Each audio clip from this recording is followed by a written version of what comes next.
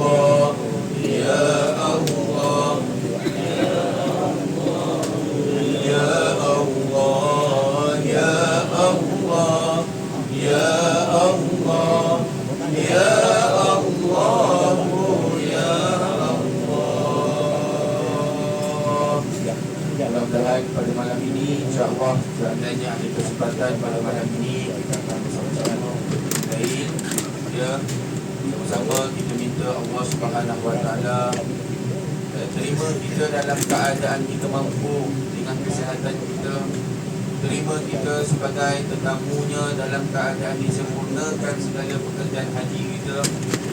Moga-moga Allah terima dan pandang apa yang kita usahakan dengan hati yang paling ikhlas kita kepada ini. Tuan-tuan dan puan yang dimuliakan oleh Allah Subhanahu Wa Taala, insya-Allah ya, kita akan isi masa kita dengan perkara-perkara amalan-amalan kebaikan. Sambil itu kita doa banyak-banyak. Boleh ikut saya. Allahumma zukna hajjan mabruran. Wahai Allah, rezekikan kami haji yang mabrur, wa sa'yan mashkuran, pekerjaan sa'i kami yang disyukuri, wa dhanban maghfuran, ampunilah dosa-dosa kami, wa amalan makbulan, terimalah amalan-amalan kami, wa tijaratan lan tabur, jangan jadikan perniagaan kami, perdagangan kami yang sia-sia. Rabbana atina fid dunya hasanah wa fil akhirati hasanah wa qina azaban nar. Ya Allah, berilah kami kebaikan di dunia, berikanlah kami kebaikan akhirat, jauhkanlah kami daripada azab api neraka. Amin amin ya rabbal alamin. Ya tuan-tuan, cukup setakat itu. InsyaAllah tuan-tuan boleh berehat ya. Mana yang nak mandi silakan ya. Mana yang nak makan es-krim makanlah tuan-tuan ya. Nampak seorang sampai 3-4 kali tu risau balik Malaysia, dia kena check nanti konsen mana risau pula ya. InsyaAllah tuan-tuan ya, selamat berehat. Kita tangguhkan kita punya majlis kita pada hari ini dengan tasbih tabarak dan surah Subhanallahumma wa bihamdika asyhadu an la ilaha illa anta astaghfiruka wa atubu ilaik. Wal 'asr innal insana lafi khusr alladhina amanu wa 'amilus shalihat wa tawasaw bil haqq wa tawasaw bis sabr. Sadaqallahu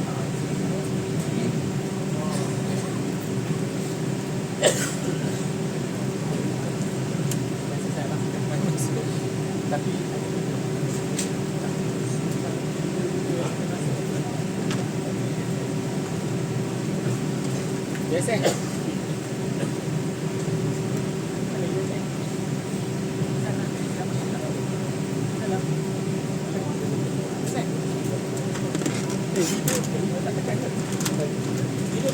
Sudah.